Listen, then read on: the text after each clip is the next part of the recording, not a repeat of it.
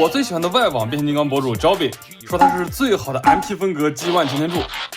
它的出现也回答了一个困扰很多人多年的问题：如果说把某些优秀的小比例产品进行放大，它们究竟是会彻底碾压 MP 一举成神，还是说它们的缺点也会跟随尺寸一起被放大呢？今天视频的主角由魔方小比例 2.0 擎天柱放大到 MP 比例的 EX 擎天柱，也许会给出我们答案。变形金刚看鲨鱼与您分享好玩具。Hello， 亲爱的观众朋友，我是鲨鱼头。本期视频给各位带来的是魔方 MS02 EX MP 比例擎天柱精图版。这款玩具是我于23年10月购入的但是个人认为时至今日它仍然值得拿出来一讲啊，绝对不是因为我最近玩具荒了所以在做考古视频啊。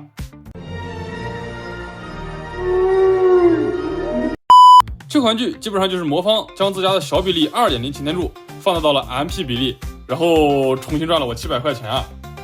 该怎么说呢？谁都不会嫌弃自己的擎天柱太多的。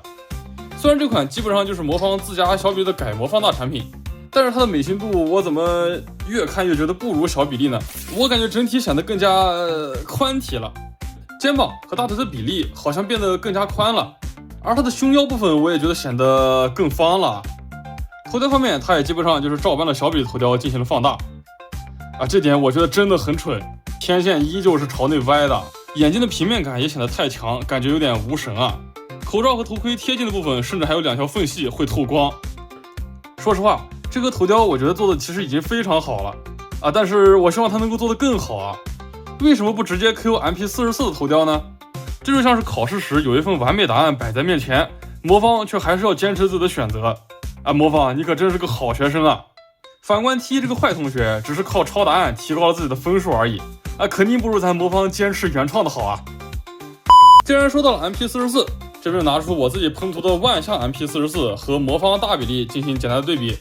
身形方面我们可以明显看出万象偏精干，而魔方偏粗壮两种不同的风格，大家更喜欢哪一种？可以在弹幕和评论区告诉我。我个人更加喜欢万象的造型只能说 MP44 这个模具在美型这一块还是太权威了，身形真的太好看了。我知道这时候肯定有弹幕要说MP44 的变形复杂，你是一点都不说，魔方的变形特别巧妙，可动也特别好，你就只会硬黑不啦不啦不啦不啦不啦。可动和变形我们一会儿都会尽可能详细的提到，但是我对它造型的追杀还远远没有结束我手上这只是魔方精图 EX 版本，我这想请问一下，这个涂装到底精在哪里小比例尼龙材质不好上漆就算了，大比例精图卖到700多块钱，涂装效果还只有这种水平，真是让人有点匪夷所思了。我自己喷涂的万象 MP44 肯定算不上好，但是 EX 的精图我认为更加敷衍糟糕身上各种的色差，不均匀的漆面颗粒，再加上缩腰等等问题，让整体的漆面效果看上去真的非常差劲让我在远处看它，我甚至看不出来它是有涂装的。设计所使用的燕尾卡榫在小比例下很难引人注意，但是比例放大以后，小臂这里真的相当明显魔方擎天柱的背包设计相比 MP44 要小了很多，但是背包造型在正面依旧有所穿帮。这里的设计我个人认为其实是有精进空间的，但是这里的变形却直接选择了照搬小比例胸口的透明车窗个人认为有些过于透亮了，换磨砂质感可能会更好。打开胸口车窗以及盖板就可以看到我们的橘子宝了，这里的设计多了个盖板真的好了很多起码这次领导模块没有被我给弄丢了。但是这领导模块仓和进气格栅公差的问题实在太大了，这里面松的都可以在胸口里面打摇摆拳了。总之它整体的造型依旧是很好看的，只是敷衍的漆面以及各种细节问题，就是给人一种恨铁不成钢的感觉是怪我太严格了吗还是说你凭着这样的破漆面就想赚我700块钱呢？希望各位股东别因为给他花了几百块钱就不愿意面对他的各种问题，也请大家别盲目的捧高它的可动性。头部旋转360度，双段球冠可以抬头以及侧头，天线也可以进行旋转，肩膀平台两段可以轻松达到180度，360度旋转。相比小比例，这里还做出了可以拉伸的蝴蝶关节，大臂360度旋转，小臂360度旋转，曲肘相比小比例增加了一段可动，大小臂可以贴合，拳头有一段外压关节，手指超可动，每一根手指都有着2段的可动性。手腕旋转360度，腰部旋转360度，拉伸出弯腰关节可以进行弯腰。前踢齿轮90度左右，屈膝双段齿轮大小腿可以贴合，侧踢齿轮超过90度。后胸甲相比小比例增加了借位关节，后踢角度也可以轻松超过60度，脚部侧向接地90度。因为变形缘故，脚尖以及脚后跟可以前后接地。这的金属件到底是干什么用的？这大腿和膝盖的破烂拨片齿轮把持力度本身就有问题，又非要把后轮的轮毂给换成合金的，脚尖再换成金属零件增加配重，这整个大腿简直就沉得不得了啊！确实，这样整体的质感和坠手感很棒，但是拨片齿轮玩久了就是会越来越松啊。它整体的可动范围真的很大，但是我依旧觉得没有过度吹捧的必要啊。断腰式的连杆可动，在小比例我可以说你有小聪明小巧思，但是在 MP 比例下再这么搞，我觉得怎么说都算不上优秀啊。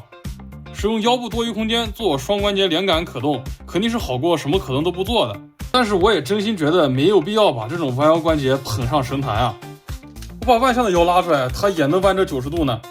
肯定还会有人说这个差一头就是 NA 这边的水军啊，故意抹黑魔方。但是我想说呢，我压根买不起 NA 啊，哪怕是小比例，我也还是魔方买的要更多一些。这款的武器配件方面带有大枪、能量斧以及飞行背包。大枪和手部卡槽结合很紧，能量斧则是可以进行简单的开合安装即可。安装飞行背包后，整个背包会比较容易因为重量而导致松脱。但是哪怕魔方装上了飞行背包，它的背包也比 MP44 原版小了太多啊。而至于它的所谓非常巧妙有趣的变形，我也只想说，这样的设计用在小比例身上尚可，放大以后漏洞百出啊！感谢每位给小茶充电的朋友们，你们的名字将会出现在变形开始的画面中，谢谢大家的支持。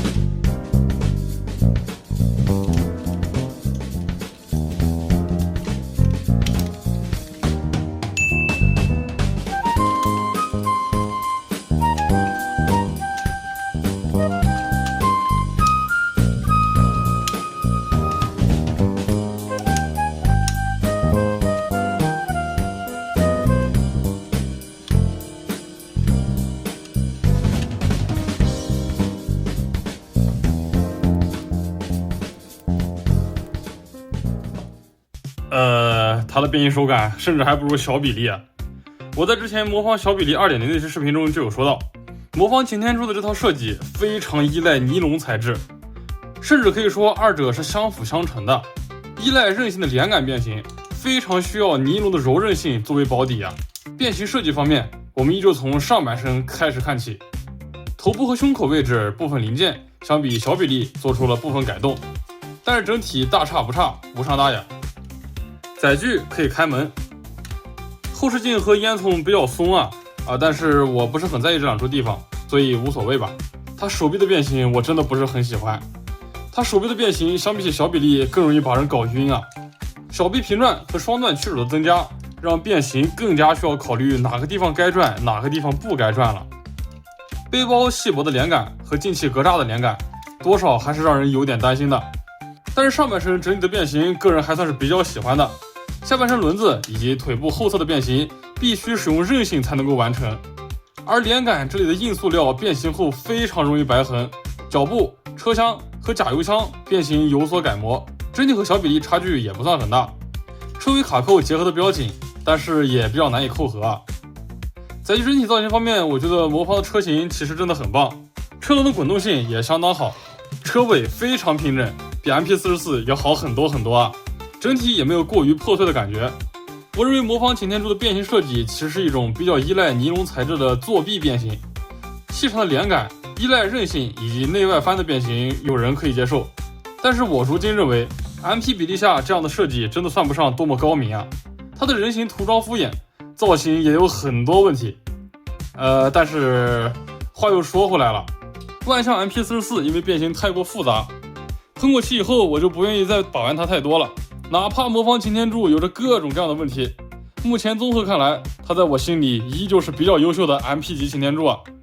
人的标准一直在更新，在改变。我一直希望有一天可以出现一款像 MP44 一样造型还原动画，又可以像86擎天柱一样适合把玩的 MP 擎天柱玩具至于能否实现，我只能说交给时间了。每个人对于玩具的需求都不同，评判标准也就很难界定了。互联网上的人们总是喜欢说非常绝对的话